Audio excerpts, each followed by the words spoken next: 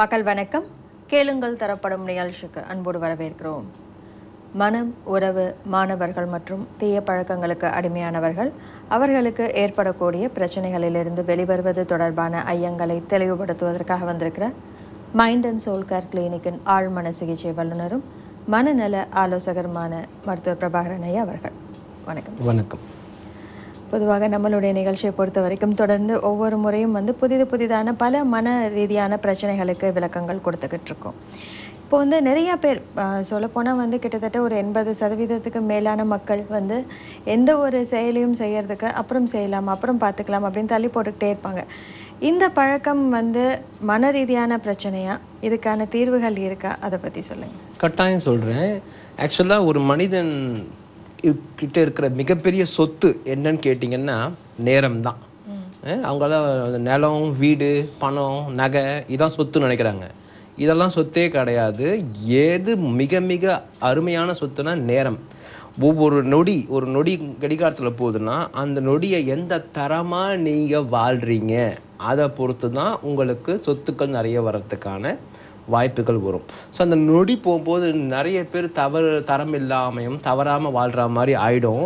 இந்த பிரச்சனை நீங்கள் சொல்கிற பிரச்சனை மனிதர்களுக்கு இருந்தால் இந்த பிரச்சனை தள்ளி போட்டுனே போடுது. நாளைக்கு பார்த்துக்கலாம், அடுத்த மாதம் பார்த்துக்கலாம், அடுத்த வாரம் பார்த்துக்கலாம், இப்படி தள்ளி போடுற பிரச்சனை அது ஒரு மன பிரச்சனை. அதுக்கு இங்கிலீஷில் ப்ரோக்ராஸ்டினேஷன் அப்படின்னு சொல்லுவாங்க.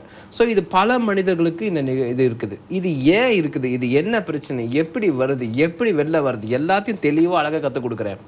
இப்போது தள்ளி போடுறாங்கன்றன தள்ளி போட்டே செஞ்சு சின்ன வயசுலேருந்தே ஒரு பழக்கமாகிடுறது. இது பொதுவாக தள்ளி போடுதல் பேர். இப்போது இது கொஞ்சம் பேருக்கு தான் இருக்கும். தள்ளி போட்டு செய்கிற பழக்கம் கொஞ்சம் பேருக்கு தான் இருக்கும். அதையும் தாண்டி பல மனப்பிரச்சனைகள் இதுக்குள்ளே இருக்குது. அந்த மனப்பிரச்சனையால் கூட தள்ளி போடலாம். ஸோ பெரும்பான்மையான பேர் தள்ளி போடுறதுக்கு காரணம் மனப்பிரச்சனையால், கொஞ்சம் பேர் தான் பழக்கத்தால். இப்போ நிறைய பேர் என்ன பண்றாங்க, எனக்கும் அந்த பழக்கம் இருக்குதுன்னு சொல்லிக்கிறாங்க. நான் ஏன் தெரியல, எல்லாமே தள்ளி போட்டுனே இருக்கிறேன், எனக்கு முன்னாடி செய்யணும், என்ன வரமாட்டேங்குது அப்படின்னு நினச்சிக்கிறாங்க. அப்படி கிடையவே கிடையாது. இந்த தள்ளி போடுற பழக்கத்துக்குள்ளே போய் பார்க்குற மனப்பிரச்சனைகள் என்னென்ன இருக்கும்னு நான் சொல்கிறேன். அது நேயர்கள் அந்த பிரச்சனை அவங்களுக்கு இருக்குதுன்னு தெரிஞ்சதுன்னா அதை அவங்க சரிப்படுத்தினாதான் இந்த தள்ளி போடுற பழக்கம் சரியாகும். ஸோ சில பேர் என்ன பண்ணுவாங்கன்னா, நான் எதை பண்ணாலும் பர்ஃபெக்டாக பண்ணணும், இல்லை கரெக்டாக நான் பண்ணுறதுல அர்த்தமே இல்லை, இந்த மாதிரி ஒரு மனப்பிரச்சனை. இதுக்கு பேர் பர்ஃபெக்ஷனிசம் பேர். நான் பண்ணால் தெளிவாக பர்ஃபெக்டாக பண்ணணும், இல்லை கரெக்டாக பண்ண மாட்டேன், நான் பண்ணால் பர்ஃபெக்டாக பண்ணணும், இல்லைன்னா பண்ண மாட்டேன். இதுதான் உங்களுக்கு மேலோங்கி இருக்கும். இது ஒரு மனப்பிரச்சனை. இந்த 100% பர்ஃபெக்டாக பண்ணணும், இல்லைன்னா பண்ணுறது அர்த்தம் இல்லை. இந்த 100% பர்ஃபெக்ஷன் என்றது அவங்க பண்ணும்போது வராது. அதனால தள்ளி போட்டுக்கினே இருப்பாங்க. ஸோ இது என்ன, அவங்க வெளில பேசிப்பாங்கன்னா, நான் தள்ளி போட்டுக்கினே இருக்கிற வேலையை, நான் சரியில்லை, நான் வேஸ்ட்டு, அப்படி கிடையாது. உள்ளோ நான் பர்ஃபெக்டாக பண்ணணுன்ற எண்ணம் இருக்குது. அதனால தான் அவங்க தள்ளி போடுறாங்க. இது மனப்பிரச்சனை. பர்ஃபெக்டாக பண்ணணும்னு, இதை சரி பண்ணணும். இப்போ அப்போ பர்ஃபெக்டாக பண்ண நினைக்கிற தப்பா டாக்டர்னா தப்பு தான். ஏன்னா 100% பர்ஃபெக்ஷன் ஒன்று உலகத்தில் இல்லவே இல்லை. என்ன கேட்டிங்கன்னா 100% பர்ஃபெக்டா பண்றது ஒண்ணு இல்லவே இல்லை. அப்படி ஒண்ணு இருந்துச்சுன்னா அடுத்த கட்ட நிலைக்கு போக முடியாது. ஆமா. இரண்டாவது என்னன்னா, the path to perfection is imperfection. என்னன்னா பர்ஃபெக்டா பண்றதுக்கான பாதை என்ன தெரியுமா, தவறா பண்ற பாதை தான் பர்ஃபெக்டாக பண்ணுறதுக்காக உன்னை செலுத்துகிற பாதையே. நீ எந்த அளவுக்கு தவறாக பண்ணிக்கினே இருக்கிறியோ அந்த அளவு கரெக்டாக பண்ண ஆரம்பிச்சுடுவேன். ஸோ அப்போது நான் எடுத்த உடனே 100% நல்லா பண்ணணும்னு நினச்சிங்கன்னா தான் நீங்கள் பண்ணாமே இருப்பீங்க. தப்பாக பண்ணால் தான் பண்ண முடியும். ஸோ இந்த பிரச்சனை ஒழிஞ்சுட்டு இருக்கும். இதே மாதிரி பல பிரச்சனை சொல்கிறேன். எல்லா பிரச்சனையும் விளக்க டைம் இருக்காது. என்னென்ன பிரச்சனை ஒழிஞ்சுட்டு இருக்கும். இரண்டாவது பார்த்தீங்கன்னா, ப்ராப்ளம் இருக்கும் அவங்க வாழ்க்கையில். அந்த ப்ராப்ளத்தை யோசிச்சுக்கினே தள்ளி போடுவாங்க. உதாரணத்துக்கு என் கணவர் எப்போ பார்த்தாலும் என்ன மாமியார் நாத்தனா கிட்ட விட்டு கொடுக்குறாரு, என்னை சப்போர்ட் பண்ண மாட்டார், என்னை முக்கியமாக நினைக்க மாட்டார், இல்லை என் கூட டைம் ஸ்பெண்ட் பண்ண மாட்டார், என் கூட பேச மாட்டாரு, இதையே யோசிச்சுக்கினே உட்காந்துருப்பாங்க. அதனாலே வீடு க்ளீன் பண்ணுறது, ஆர்கனைஸ் பண்ணுறது, தள்ளி போடுறது, துணி துவைக்கிறது, இதெல்லாம் தள்ளி போட்டுக்கினே போவாங்க. சில பேர் என்ன பண்ண, என் பாஸ் எப்போ பார்த்தாலும் எல்லாத்துக்கும் என்னை திட்டுறாரு, எனக்கு என்னால் அதை ஏற்றுக்கவே முடியல, எவ்வளோதான் செஞ்சாலும் குறை சொல்கிறாரு, இந்த மாதிரி ஒரு ப்ராப்ளம்குள்ளே மாட்டிப்பாங்க. அந்த ப்ராப்ளத்தையே யோசிச்சுட்டு இருப்பாங்க. அதனால் பண்ண வேண்டிய வேலையை தள்ளி போட்டுக்கிட்டே இருப்பாங்க. மூணாவதுன்னு பார்த்தீங்கன்னா, அந்த செய்ய வேண்டிய வேலை எப்படி செய்யணும்னு நாலேஜ் இருக்காது. அந்த அவருடைய நாலேஜுக்கு தகுதிக்கு மேலே அந்த வேலையை அவர் எடுத்துகிட்டு இருப்பார். அதனால் என்ன பண்ணுவோம், அந்த நாலேஜ் இல்லாத தொட்டு அதை எப்படி பண்ணும். உதாரணத்துக்கு ஒரு காலேஜ் படிக்கிற பையனுக்கு ஒரு ப்ராஜெக்ட் பண்ணணும், ரிசர்ச், இந்த டாப்பிக்கில் நீ இந்த மாதிரி ஆராய்ச்சிலாம் பண்ணிவிட்டு எங்கிட்ட ரிப்போர்ட் பண்ணுன்னு சொல்லுவார் ப்ரொஃபஸர். அவர் அது என்னன்னே தெரியாது. அது என்னன்னே தெரியலன்னு சொல்லிட்டு டீச்சர் கிட்ட சொல்கிறதுக்கும் பயம் இருக்கும். ஸோ அந்த ப்ராஜெக்ட் எதுவுமே செய்யாமல் கவலையில் உட்காந்து தள்ளி போட்டுனே இருப்பார். இல்லைன்னா பார்த்தீங்கன்னா அந்த ப்ராஜெக்ட் மாதிரி உங்களுக்கு பெரியவங்களுக்கு சொல்லணும்னா ஏதோ ஒரு புதுசாக ஒரு ஒர்க் பண்ணணும்னு சொல்லுவாங்க. ஆஃபீஸில் நிறைய பேர் கேஸ் இந்த மாதிரி வரும், சாஃப்ட்வேர் டெஸ்டிங்னு ஒரு ப்ராப்ளம் வரும். இங்கே சாதா கம்பெனியில் வேலை நல்லா வர மாட்டேங்குது, கம்ப்யூட்டர் சம்பளம் நல்லா வருதுன்னு சில பேர் கம்ப்யூட்டர் லைட்டாக படிச்சு உள்ளே போயிடுவாங்க கம்பெனிக்குள்ளே. ஸோ அந்த ஸ்கில்லை வச்சு கம்பெனி எடுத்துருவாங்க. உள்ளே போனால் அந்த கம்ப்யூட்டர் வேலை எப்படி பண்ணணும்னு தெரியவே தெரியாது. ஸோ ஐயோ நான் தெரியாமல் நான் ஒரு சீட்டு தேய்ச்சின்னு உட்காந்துருக்கேன், எனக்கு ஒன்றுமே தெரியல, நான் என்னைக்கு மாட்ட போகிறேன்னு தெரியலையே, இதே ப்ராப்ளம் யோசிச்சுன்னு வேலையை தள்ளி போட்டுக்கிட்டே போவாங்க. ஸோ இந்த சில பேருக்கு வந்து பயம் இருக்கும், எப்படி இந்த பிரச்சனையை ஃபேஸ் பண்ணுறதுன்னு தெரியாமல் இருக்கும். அந்த பயத்தாலேயே என்ன பண்ண பிரச்சனையை ஃபேஸ் பண்ணாமல் உட்காந்துருப்பாங்க. அப்போ இதுக்கு காரணம், தள்ளி போகிறதுக்கு காரணம் பயம். இந்த பயத்தை சரி பண்ணாதான் அந்த வேலையை செய்ய முடியும். நெக்ஸ்ட்டு பார்த்தீங்கன்னா யாருக்கெல்லாம் பல கெட்ட பழக்கங்கள் நிறைய இருக்குதோ, அதில் ஆசை அதிகமாக இருக்குதோ, அதே வேலையை உட்காந்துருப்பாங்க. உதாரணம் டிவி பார்த்துக்கினே இருக்கிறது, இல்லை மொபைல்லையே இருக்குது, இல்லை கேர்ள் ஃப்ரெண்ட்ஸ்லேயே இருக்கிறது, இல்லை சுற்றிக்கினே இருக்கிறது, இல்லை கெட்ட ட்ரிங்கிங்கு, இந்த மாதிரிலாம் இருக்கும்போது இதில் எதில் உங்களுக்கு கெட்ட பழக்கத்தில் ஆர்வம் அதிகமாக இருக்கோ அதுலேயே மனசு லயிச்சுட்டு வேலையை செய்ய முடியாது. அடுத்தது பார்த்தீங்கன்னா பெயின். அதாவது முதல்ல சொன்னது ப்ளஷர், இப்போ பெயின். சில விஷயம் இது செஞ்சால் வலிக்குது. உதாரணத்துக்கு ஒரு 10 நாளுக்கு அப்புறம் வர டெஸ்ட்டுக்கு இப்பயே உட்காந்து படிடா அப்படின்னு சொன்னால் வலிக்குது. ஸோ வலிக்குதுன்னு சொன்னாலே மூளை அந்த இடத்த விட்டு தள்ளி விட்டுரும். ஸோ அப்போ வலிக்குதுன்னு அப்போ நினைக்கிற அதுதான் பிரச்சனையை கண்டி தள்ளி போடுறது பிரச்சனை கிடையாது. இது வலியாக இல்லாமல் அவருக்கு சந்தோஷமாக உள்ளே மாற்றிட்டாருன்னா அப்போ தான் பண்ண முடியும். அது இல்லாமல் அந்த மாணவன் என்ன நினச்சிட்டு இருப்பான், உள்ளோ என்னதான் அப்பா அம்மா கிட்ட எடுத்து பேசினா உள்ள அவனுக்கு ஃபீலிங் இருக்கும், நம்ம தள்ளி போட்டுனே போகிறோம், நம்ம நல்ல பையன் இல்லை, நம்ம வேஸ்ட், அந்த ஃபீலிங் கட்டாயம் இருக்கும் ஒவ்வொரு குழந்தைக்கும். ஆனால் அதெல்லாம் வெளில சொல்ல தெரியாது. நீ என்ன உள்ள நினைக்கிறப்பா அது சொல்லு பண்ண கூட அது கூட தெரியாது. அதெல்லாம் ஒரு எக்ஸ்பர்ட் டாக்டரால் தான் உள்ளே போய் அதை எடுக்க முடியும் என்ன நினைக்கிறாருன்னு. ஸோ சில பேருக்கு வந்து லேசினஸ், எப்போ பார்த்தாலும் சோம்பேறித்தனமாகவே திரியறது, அதுக்காகவே தள்ளி போட்டுன்னு இருப்பாங்க. தள்ளி போடுறது வந்து அவருக்கு தள்ளி போடுறது பிரச்சனை கிடையாது, சோம்பேறித்தனம் என்பது தான் பிரச்சனை. ஸோ அதை பண்ணும்போது அதுலேருந்து வெளில வரும்போது நான் சொன்ன பல பிரச்சனைகளுக்கு பார்த்தீங்க, இந்த பிரச்சனைகளை சரி பண்ணாதான் அந்த தள்ளி போடுற பிரச்சனை சரியாகும். இவ்வளோ உள்ள இருக்கிற பிரச்சனை இருக்குது அவங்களுக்கு தெரியாமே வெறும் என்ன பேசுவாங்க மக்கள் வெளிலனா, நான் தள்ளி போட்டுன்னே இருக்கேன், நான் முன்கூட்டியே செய்ய மாட்டேன், நான் வேஸ்ட்டு, என்னால் வாழ்க்கையில் உருப்பட முடியும் நம்பிக்கை இல்லை, நான்லாம் பெரிய ஆக முடியாது, அப்படியே யோசிச்சுட்டு இருப்பாங்க. தள்ளி போடுறதுக்குள்ள மனப்பிரச்சனை ஒளிந்து கொண்டு இருக்கிறது. அந்த மனப்பிரச்சனை என்னன்னு கண்டுபிடிச்சி அதை சரி பண்ணாதான் தள்ளி போடாமல் முன்னாடியே செய்வான். பல இடத்துல நான் நிகழ்ச்சிகள் பண்ணுறேன். நிகழ்ச்சியின் முடிவில் நிறைய பேர் என்ன கேட்பாங்கன்னா, டாக்டர் எப்போதுமே உற்சாகமாக இருக்கணும் மோட்டிவேட்டாக வேலை செய்கிறதுக்கு, அதுக்கு என்ன பண்ணுறது, இந்த மோட்டிவேஷன் கொஞ்சம் கொஞ்சமாக குறைஞ்சி போகுது, அது அப்படியே நிலைக்கிற மாதிரி நான் பண்ண முடியுமா அப்படின்னு கேட்பாங்க. இயற்கையோ இறைவனோ எப்படி படைச்சிருக்கிறாங்க, நான் ஒவ்வொரு செகண்டுமே நம்ம மோட்டிவேட்டடாக வாழ்கிற மாதிரி தான் படைச்சிருக்கிறாங்க. நீ எப்போதுமே உள்மன உந்துதலோடு தான் வாழ்கிற ஒவ்வொரு மனிதனுமே. எங்கள் டாக்டர் நான் இருக்கிறேன், எவ்வளோ வேலை இருக்குது, எவ்வளோ சாதிக்கணும், கம்பு தானே உட்காந்துருக்கேன், இங்கே தவறாக புரிஞ்சுக்கினாங்க. உள்மன உந்துதல் அதான் மோட்டிவேஷன். இப்போ உள்மன உந்துதல் எப்போதுமே மனிதனுக்கு இருக்குன்னு சொன்னேன். இப்போ எப்படி அதை வளர்த்துக்கிறதுன்னு கேட்கக்கூடாது. உள்மன உந்துதல் எப்போதுமே இருக்குதே, அதையும் வளர்க்கணும். எப்போதுமே இருக்குது மனிதனுக்கு, எதில் இருக்குதுன்றது தான் பிரச்சனை. நீ சோம்பேறித்தனமா உட்காந்துக்கினே இருந்தானா அதுக்கும் ஒரு உள்மன உந்துதல். அந்த உள்மன உந்துதல் எதுக்காகனா, நான் உட்காந்தே இருக்கிறதுக்கு எனக்கு உந்துதல் இருக்குது, எனக்கு மோட்டிவேஷன் இருக்குது. ஒரு கெட்ட பழக்கத்துக்குள்ள போயின்னே இருக்கிறேன்னா அதுக்கு உனக்கு உள்மன உந்துதல் இருக்குது. இது பெரிய அளவில் மக்கள் புரிஞ்சுக்கணும். இதில் உள்மன உந்துதல் மோட்டிவேஷன் எப்போ பார்த்தாலும் இருக்கும். எதில் இருக்கிறது தான் பிரச்சனை. கெட்டதில் இருக்கும் எல்லா மனிதர்களுக்குமே.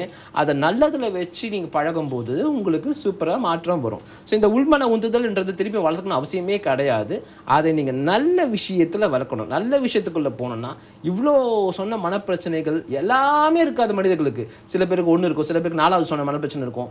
எந்த மனப்பிரச்சனை இருக்குதுன்னு அதை பார்த்து வெளில எடுக்கணும். அது அவங்களே பார்த்துக்கும் போதுனா எங்களை மாதிரி ப்ரொஃபஷனல் கிட்ட வந்து உட்காந்தாங்கன்னா அது கண்டுபிடிவாங்க உள்ளே என்ன இருக்குன்னு. கண்டுபிடிச்சி அதை மாற்றிட்டோன்னா ஈஸியாக முன்கூட்டியே அழகாக செய்யலாம்.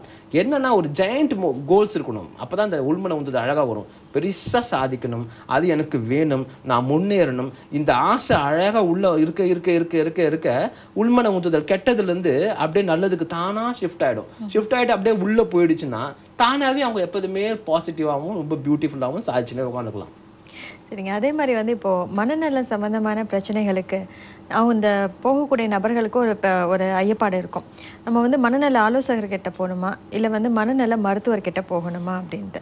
இந்த இரண்டுக்கும் முதல்ல வந்து என்ன வேறுபாடு இருக்குன்னு சொல்லுங்கள். கட்டாயம் சொல்கிறேன். முக்கியமான கேள்வி இது.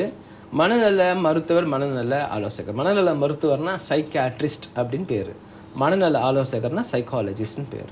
இதில் என்ன விஷயம்னா மூளை ரைட், இந்த மூளை பிரச்சனையை டீல் பண்ணும்போது அதை ரொம்ப கேர்ஃபுல்லாக டீல் பண்ணணும். உடம்பு சரியில்லைன்னா எந்த டாக்டர்கிட்ட உடம்பை கொடுத்துடலாம், ஆனால் மூளை சரியில்லைன்னா ரொம்ப எக்ஸ்பர்ட் கிட்ட தான் கொடுக்கணும். ரொம்ப தரம் வாய்ந்த நிபுணர்கிட்ட கொடுக்கும்போது தான் உங்களுக்கு ஒரு மாற்றம் ஏற்படுறதுக்கான வாய்ப்பு இருக்குது. ஸோ அப்போது எந்த மாதிரி டாக்டர்கிட்ட போகணுன்னா சைக்காட்ரிஸ்ட், சைக்காலஜிஸ்ட் ரெண்டுமே தரமானவர்கள் தான். ஆனால் என்ன மாதிரி டீலிங் பண்ணுறாங்க பாருங்கள். சைக்காட்ரிஸ்ட் என்றவர் மருந்து கொடுத்து சரி பண்ணுறவர் மனப்பிரச்சனையை, சைக்காலஜிஸ்ட்ன்றவர் மருந்து கொடுக்காம உங்களுக்கு கவுன்சிலிங்லேயோ ஹிப்னோதெரப்பிலையோ அதில் சரி பண்ணுறவங்கன்னு அர்த்தம். இப்போது ஒரு சைக்காலஜிஸ்ட் ஹிப்னோதெரப்பி பண்ண முடியாது, அந்த ஹிப்னோதெரபிஸ்ட்னு அதில் ஒரு ஸ்பெஷலிஸ்ட்டாக இருக்கணும் அவங்க, அப்போ தான் அதை பண்ண முடியும். இப்போ என்னென்னா நல்லா கவனிங்க, மனப்பிரச்சனை ஆரம்பத்தில் சின்னதாக இருக்கும்போது மனதில் தான் பிரச்சனை இருக்கும். அதை நீ கண்டுக்காமல் அப்படியே வாழ வாழ வாழ வாழ அப்புறம்தான் மூளையில் ரசாயனங்கள் மாற்றம் ஏற்பட்டு விடும். மூளையில் பாதிப்பு ஏற்பட்டுடுச்சுன்னா, ரசாயனங்கள் ஏற்பட்டுடுச்சுன்னா அப்போ நீ போக வேண்டிய இடம் சைக்காட்ரிஸ்ட். மூளையில் ரசாயனம் ஏற்படாமல் இருக்கும்போது முன்னாடியே நீங்கள் சரி பண்ணிக்கிறீங்கன்னா அது அங்கே நீங்கள் போக வேண்டிய இடம் சைக்காலஜிஸ்ட். ஏன்னா இதுவே மக்களுக்கு விழிப்புணர்வு இல்லை, அதனால தான் ரொம்ப தெளிவாக கற்றுக் கொடுக்குறேன். இப்போ என்னென்னா ஒரு மனப்பிரச்சனையை நீங்கள் சரி பண்ணிக்கிறது எப்படின்னா ஆரம்பத்திலேயே சரி பண்ணுறது தான் நல்லது, அதுதான் முறை. அப்போ ஆரம்பத்திலேயே சரி பண்ணோன்னா சைக்காலஜிஸ்ட் கிட்ட தான் வரணும். சைக்காட்ரிஸ்ட் கிட்ட எப்போ போனோன்னா நீங்கள் ஆரம்பத்திலேயே பண்ணுறதை மிஸ் பண்ணிட்டீங்கன்னா வேறு வழி இல்லை. மூளையில் ரசாயனம் மாறிடுச்சா அப்போ நீங்கள் சைக்காட்ரிஸ்ட் கிட்ட தான் போகணும். இப்போ சைக்காட்ரிஸ்ட் கிட்ட போனால் என்ன பண்ணுவார், மாத்திரையை கொடுத்து அந்த ரசாயனங்களை சரி பண்ணுவார், அவ்வளோதான். உங்கள் மனப்பிரச்சனை ஒன்று வந்த தொட்டு தானே அது மாறிச்சு, அது சரியான ஒன்று திருப்பியும் சைக்காலஜிஸ்ட்டை பார்த்து இந்த மனப்பிரச்சனையை நீங்கள் சரி பண்ணணும், அப்போ தான் அது சரியாகும். இப்போ மூளையில் பார்த்திங்கன்னா நிறைய ரசாயனங்கள் கொஞ்சம் கொஞ்சம் நானோ லெவலில் செக்ரெட் ஆகினே இருக்குது. நீ என்னென்னா இப்போது ஒரு தூக்கத்துக்கு ஒரு இடம் இயங்கும், கோவத்துக்கு ஒரு இடம் இயங்கும், பேசுறதுக்கு ஒரு இடம் இயங்கும், செக்ஸுக்கு ஒரு இடம் இயங்கும். மூளையில் ஒவ்வொரு பகுதி ஒவ்வொரு விஷயத்துக்காக இயங்கும். இப்போ மூளையில் சரி பண்ணுறது என்னன்னா, ஒரு மாத்திரை போடுறேன்னா இப்போ உங்களுக்கு பயமாக இருக்குது, பயத்துக்கு மூளையில் ஒரு இடங்குது. அந்த பயமாக இருக்கிற இடத்துல மாத்திரை போய் வேலை செய்யாது. மனநல மாத்திரை எல்லாமே ஒரு ஒரு மாத்திரை போடுவாங்க, மூளையில் இருக்க எல்லா ரசாயனத்தையும் ஜோல்ட் பண்ணும், எல்லா ரசாயனத்தையும் அஃபெக்ட் பண்ணும். எல்லா ரசாயனத்தை அஃபெக்ட் பண்ணும்போது உனக்கு இதுக்காக போட்ட பிரச்சனை வேறு சைடு எஃபெக்ட்லாம் வந்துடும். உதாரணத்துக்கு பயத்துக்கு போட்டது எல்லா கெமிக்கல்ஸும் அஃபெக்ட் பண்ணுற தொட்டு தூக்கத்தை அஃபெக்ட் பண்ணும். இல்லைன்னா உங்களுக்கு நிறைய சாப்பிட்டுன்னு உட்காந்துருப்பாங்க, இல்லை காட்டினா உங்களுக்கு செக்ஷுவல் ப்ராப்ளம் வந்துடும். இந்த மாதிரி சைடு எஃபெக்ட் நிறைய உட்காந்துருக்கும். அதனால் மனப்பிரச்சனைக்கு ஒரு முறையான தீர்வுன்னு சொன்னாலே சைக்காலஜி தான், சைக்காலஜிஸ்ட் தான். அந்த கவுன்சிலிங், அந்த வார்த்தைகள் மூலமாக மாற்றுறாங்களே மனசை, அதுதான் முறையான ட்ரீட்மெண்ட்டு. ஒரு காரில் ஆயில் போயிடுச்சுன்னா பானட் திறந்து ஆயில் எங்கே ஊற்றணுமோ அங்கே ஊற்றணும், கரெக்டாக, அப்போ கரெக்டாகும். ஆனால் மனப்பிரச்சனைக்கு மூளையில் மாத்திரை போடுறது எப்படின்னா, போனட்டை திறந்து ஒரு பக்கெட்டு ஃபுல்லாக ஆயிலை எடுத்து ஃபுல்லாக இன்ஜினில் ஊற்றுற மாதிரி. அப்படி ஃபுல்லாக ஊற்றுனாங்கன்னா என்ன ஆகும், ஃபுல் இன்ஜின்லேயும் போய் அந்த இன்ஜின் ஜாம் ஆகிடும். அதே மாதிரி தான் மனப்பிரச்சனைக்கு மாத்திரை போடும்போது ஃபுல் கெமிக்கல்ஸும் அஃபெக்ட் ஆகும்போது மூளையே ஜாம் ஆகிடும். இப்போ மனப்பிரச்சனையில் மாத்திரை சாப்பிட்டுருக்கவங்களுக்குலாம் தெரியும் என்னென்னா வாழ்க்கை ஃபுல்லாக விமோச்சனம் இல்லாமல் லைஃப் ஃபுல்லாக பேஷண்ட்டாகவே உட்காந்துருப்பாங்க. அதனால் பார்க்குற மக்கள் எல்லாம் உங்களுக்கு பிரச்சனை இருந்தாலோ, உங்கள் சொந்தக்காரங்களுக்கோ, உங்கள் ஃப்ரெண்ட்ஸுக்கோ, ரிலேட்டிவ்ஸ்க்கோ, நெய்பர்ஸ்க்கோ இருந்துச்சுன்னா இந்த தகவலை ரொம்ப அழகாக சொல்கிறது உங்களுடைய முக்கியமான கடமை. ஒரு மனிதனுடைய வாழ்க்கையே வேஸ்ட் ஆகிடும். அதனால் என்னென்னா ஆரம்ப கட்டத்திலேயே வருவது முக்கியம். மனப்பிரச்சனைக்கு மாத்திரை இல்லாத ஒரு தீர்வு சிகிச்சை எடுப்பது தான் மிக மிக முக்கியம். சரி, தொடர்ந்து பேசுவதற்கு முன்னாடி படக்காட்சிகள் இப்போ பார்த்துடலாம். Doctor Prabhakaran's latest DVDs. உன் விதி உன் கையில். கடினமாக உழைத்தால் தோற்று விடுவீர்கள். பள்ளியில் முதல் மாணவனாக வருவதற்கு 20 ரகசியங்கள். உன்னால் முடியாதது ஒன்றுமே இல்லை, இதுதான் உண்மை. சக்தியற்ற மக்களிடையே சக்தி வாய்ந்த குழந்தையை வளர்ப்பது எப்படி? கணவன் மனைவி உறவு சிறக்க 12 ரகசியங்கள். பணக்காரராக ஆவதற்கு 10 ரகசியங்கள். கடன் தொல்லையில் இருந்து எளிதாக வெளிவருவது எப்படி? இப்படி வாழ்ந்தால் சந்தோஷமும் நிம்மதியும் நிச்சயம். ஆழ்மனதை இயக்கி அபார வெற்றி பெற மாபெரும் ரகசியம். எந்த கெட்ட பழக்கத்தில் இருந்தாலும் எளிதாக வெளிவரலாம். நான் என்ன பைத்தியமா? வெற்றியின் ரகசியங்கள். சர்க்கரை நோயாளியா? நீங்கள் மிகவும் அதிர்ஷ்டசாலி. ஆகிய டிவிடிக்களை வாங்கி பயனடைவீர். School, colleges, clubs, corporates to conduct live programmes in your place. Doctor Prabhakaran, mind and soul care clinic, new number 35, Loganathan colony, Mylapore, Chennai 4. Cell 9840097530.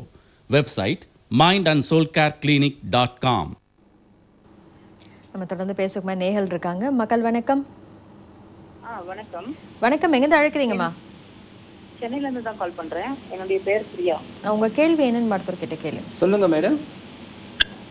வணக்கம் சார். வணக்கம் சார், எனக்கு பிரச்சனை என்னன்னா, என்னுடைய மகளுக்கு வயது இப்போ 5.5 வயசு ஆகுது.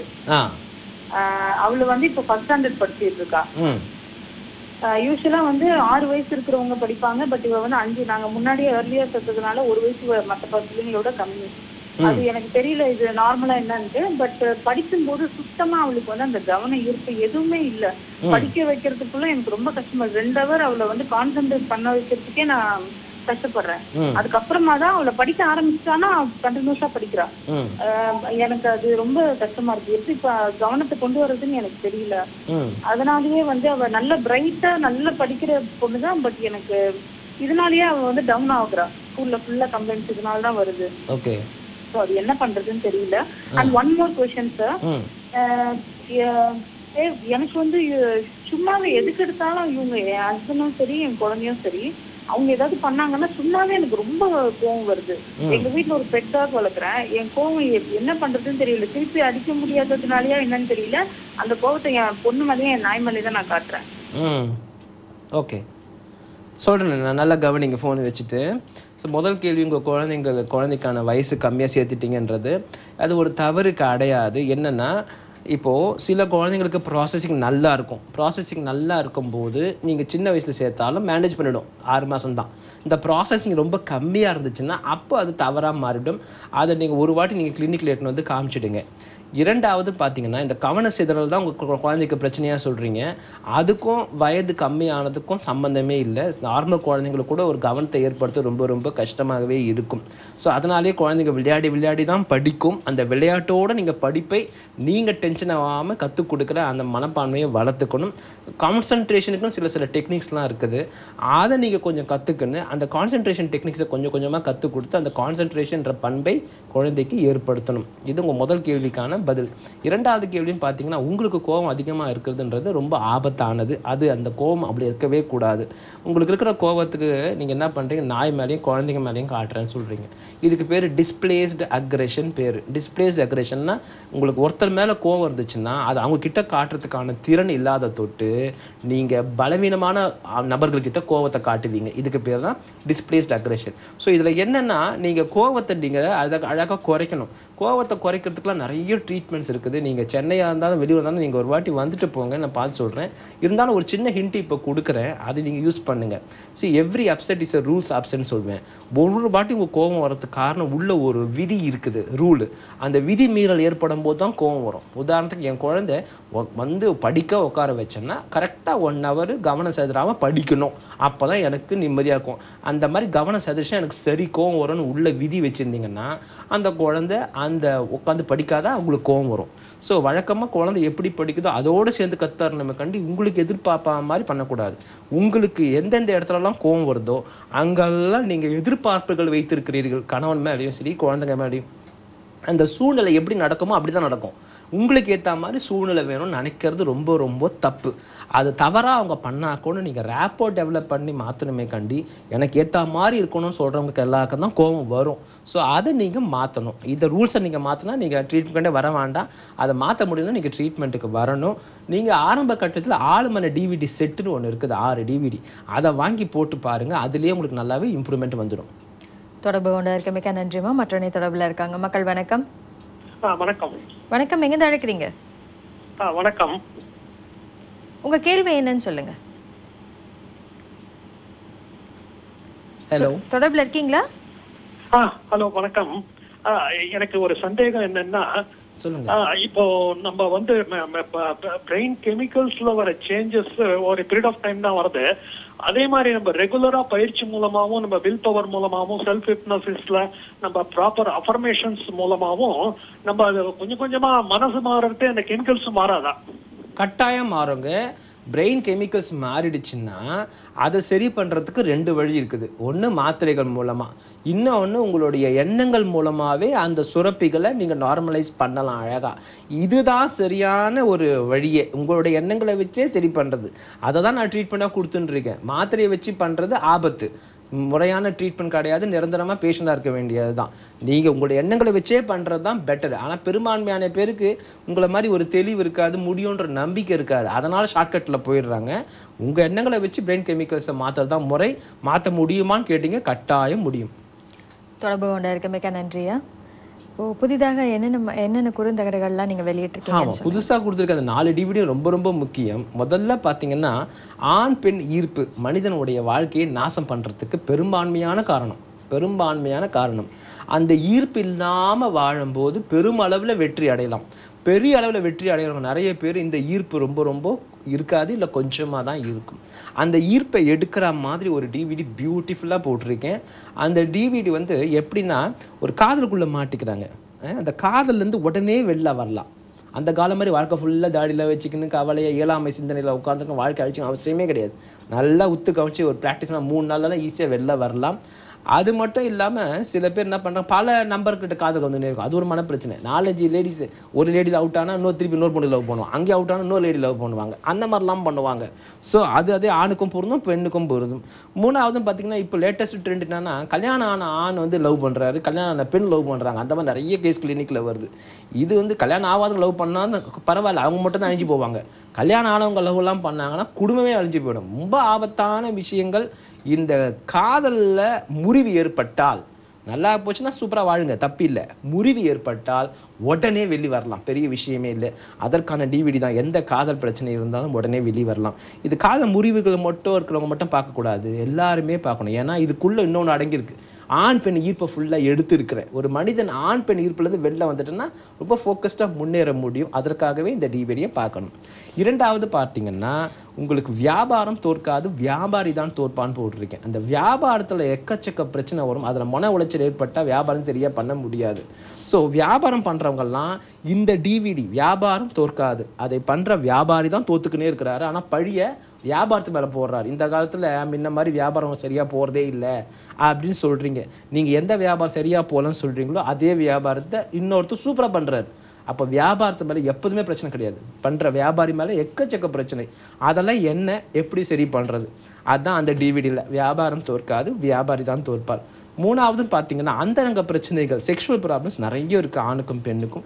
அது ப்ராப்ளம், அது யார்கிட்ட போகணும், எப்படி சரி பண்ணணும், ஒன்றுமே தெரியாமல் அப்படியே வாழ்கிறாங்க. அதை சரி பண்ணிக்கிறதுக்கு எல்லா பிரச்சனையும் பற்றியும் பேசியிருக்கிறேன். ஆணுக்கு பெண்ணுக்கு இருக்க எல்லா பிரச்சனையும் பேசியிருக்கேன். அதில் எப்படி வெளில வரணும்னு ரொம்ப தெளிவாக கற்றுக் கொடுத்துருக்கேன். அந்த DVDயை வாங்கி போட்டு நீங்கள் அழகாக ப்ராக்டிஸ் பண்ணாலே அந்த பிரச்சனை வந்து வெளில வந்துடலாம். 4வது பார்த்தீங்கன்னா, இப்படி வாழ்ந்தால் நிம்மதியும் சந்தோஷமும் நிச்சயம். அருமையான DVD. மனிதர்களுக்கு நிம்மதி சந்தோஷம் இல்லைனாவே மூளை சரியாக வேலை செய்யாது. நிம்மதியை சந்தோஷம் தேடி போகிறதுக்கு ஒரு அறிஞர்கள் ஒரு மாதிரி சொல்கிறாங்க, உனக்குள்ளவே தாங்குது நிம்மதி, அதை போய் நீ தேடு, நீ தியானம் பண்ணு, நீ யோகா பண்ணு. இதெல்லாம் எதுவுமே வேணாம். ரொம்ப எளிமையாக அந்த DVDயை பார்த்து அந்த கருத்தை உள்வாங்கும் போதே நீ 20 வருஷம் யோகா பண்ணாலும் மெடிடேஷன் பண்ணாலும் கிடைக்காத ஒரு நிம்மதி சந்தோஷம் அதுலேயே கிடைச்சிடும். நீ உனக்கு உள்ளவன் தேட வேணாம், வெளியும் தேட வேணாம், அதுக்குள்ளே இருக்குது நிம்மதி. அதை பார்த்து நீங்கள் நிம்மதியாக சந்தோஷமாக அழகாக வாழுங்க. சரிங்க. அதே மாதிரி இந்த வார தகவல்கள் என்னன்னு சொல்லுங்கள். முக்கியம் என்னென்னா, ஒரு 2 நிகழ்ச்சி வருது. மலேசியாவில் 4 நாள் நிகழ்ச்சி. நிறைய பேர் மலேசியாவில் வர முடியும், டாக்டர் சென்னையில் எனக்கு இங்கே வந்து பண்ணி கொடுங்கன்ற தொட்டு உங்களுக்கு அங்கே ஏற்பாடு பண்ணியிருக்கிறேன் நான். உங்களுக்கு யாரெல்லாம் இந்த 4 நாள் நிகழ்ச்சியில் அட்டன் பண்ணணும்னு நினைக்கிறீங்களோ அவங்களாம் ஆஃபீஸில் தொடர்பு பண்ணி மலேசியாவில் எப்போ நடக்குது தேதி எல்லாம் அங்கே வாங்கிக்கோங்க. அந்த 4 நாள் நிகழ்ச்சியை நீங்கள் அட்டன் பண்ணும்போது உங்களுக்கு மனப்பிரச்சனை எல்லாம் போயிடும், மனப்பான்மை பிரச்சனை, நெகட்டிவ் எண்ணங்கள் கம்ப்ளீட்டாக போயிடும், ஸ்ட்ரெஸ் டிப்ரெஷன் எல்லாமே போயிடும், பெருசாக சாதிக்கலாம், செல்ஃப் ஹிப்னாசிஸ் எப்படி பண்ணணும் எல்லாமே கவர் ஆகும். ஒவ்வொரு மனிதனும் இந்த நிகழ்ச்சி அட்டன் பண்ணிட்டு தான் வாழ்க்கையை வாழ ஆரம்பிக்கணும். அவ்வளோ விஷயங்கள் உள்ளே இருக்கின்றன. இந்த 4 நாள் நிகழ்ச்சி 6 மாதத்துக்கு ஒரு வாட்டி தான் அங்கே மலேசியாலாம் பண்ணுவேன் வெளியூரில். இந்த அரிய வாய்ப்பை நீங்கள் மிஸ் பண்ணாதீங்க, தொடர்பு பண்ணிக்கோங்க. இரண்டாவது கணவன் மனைவி முழுவதுமாக எக்கச்சக்க பிரச்சனை என்னுடைய ஆஃபீஸில் வருது. கணவன் மனைவி பிரச்சனை வந்து முழுசாக வெளில வர்றதுக்கு ஒரு நாள் பயிற்சி சென்னையில் வருது. அந்த ஒரு நாளில் கணவன் மனைவிகள்லாம் பிரச்சனையோடு வரணும், ஆனால் போகும்போது பிரச்சனை இல்லாமல் போவாங்க. அழகாக வாழ்க்கை ஃபுல்லாக பிரச்சனை வராது. அந்த மாதிரி டிவைஸ் பண்ணியிருக்கேன், டிசைன் பண்ணியிருக்கேன். இந்த கணவன் மனைவி பிரச்சனையை எல்லாருமே அட்டன் பண்ணணும். இந்த கணவன் மனைவி தான் பிரச்சனை இருக்கவங்க மட்டும் வரக்கூடாது. கணவன் மனைவி பிரச்சனை இல்லாதவங்க கூட வரும்போது அந்யோன்யம் ரொம்ப அதிகமாகிடும். பின்னாடி பிரச்சனை வராமல் இருக்கிறதுக்கான வாய்ப்பு வந்துடும். இந்த டைவர்ஸ் பண்ண நினைக்கிற நபர்கள் அதெல்லாம் வந்து டைவர்ஸே பண்ண மாட்டீங்க வாழ்க்கை ஃபுல்லாக. அது சூப்பராக இருக்கும். இரண்டாவது கணவன் மனைவி பிரச்சனை போய்கினே இருக்குது, அவங்க வரலாம். மூணாவது கல்யாணம் ஃபிக்ஸ் பண்ணியிருக்கீங்க, அவங்களாம் முக்கியமாக வரணும். ஏன்னா வாழ்ந்துட்டு பிரச்சனை வந்துட்ட உடனே சரி பண்ணுறதை விட வாழ்கிறதுக்கு முன்னாடி பிரச்சனை வரதுக்கு முன்னாடி வர்றது பெட்ரு. யாரெல்லாம் உங்களுக்கு ப்ரீ மேரிட்டல் கவுன்சிலிங் சொல்லுவாங்க பற்றி அது ஃபுல்லாக அங்கே நடத்துகிறோம். கல்யாணம் நிச்சயம் பண்ணவங்க எல்லாருமே அந்த நிகழ்ச்சியை வந்து அட்டன் பண்ணலாம். நெக்ஸ்ட்டு என்னென்னா, உங்களுக்கு இந்த ஒரு நிகழ்ச்சியும் ஒவ்வொரு வாரமும் இந்த நிகழ்ச்சி 9 மணிக்கு சனிக்கிழமை வரும் இல்லையா? இதை ஒருத்தர் 20 பேருக்கு சொல்லுங்க. அந்த 20 பேர் இன்னும் 20 பேர் சொல்லுங்கள். ஏற்கனவே ஒருத்தர் சொல்லிட்டீங்கன்னா இன்னும் புதுசாக இன்னும் 20 பேர் ரெடி பண்ணுங்கள். இந்த மாதிரி இந்த நிகழ்ச்சியை ஃபுல்லாக எல்லாரும் பார்க்குற மாதிரி நீங்கள் ஏற்பாடு பண்ணும்போது நாம் எல்லாருமே பியூட்டிஃபுல்லாக வரலாம். உங்கள் இடத்துல உங்கள் கல்லூரியில் உங்கள் நிகழ்ச்சி இந்த வந்து நடத்தணும்னா உங்கள் கம்பெனியில் நீங்கள் ஆஃபீஸ் தொடர்பு பண்ணால் அந்த இடத்துல வந்து பண்ணி கொடுப்பேன். ஸோ எல்லாருமே இந்த நிகழ்ச்சியை யூஸ் பண்ணிக்கின்னு எல்லாருமே பயன்பெறுங்க. சரி, நிகழ்ச்சியோட நிறைவு பகுதிக்கு வந்துட்டோம். இதுவரை நேயலுடைய எங்களை சிறப்பான முறையில் விளக்கம் அளித்ததுக்கு மிக்க நன்றி. தேங்க்யூ. நீங்களே மருத்துவ சொன்ன ஆலோசனைகள், தகவல்கள், குறிப்புகள் எல்லாமே உங்களுக்கு பயனுள்ளதாக இருந்திருக்கும்னு நினைக்கிறேன். மீண்டும் உங்களை சந்திக்கும் வரை நன்றி, வணக்கம்.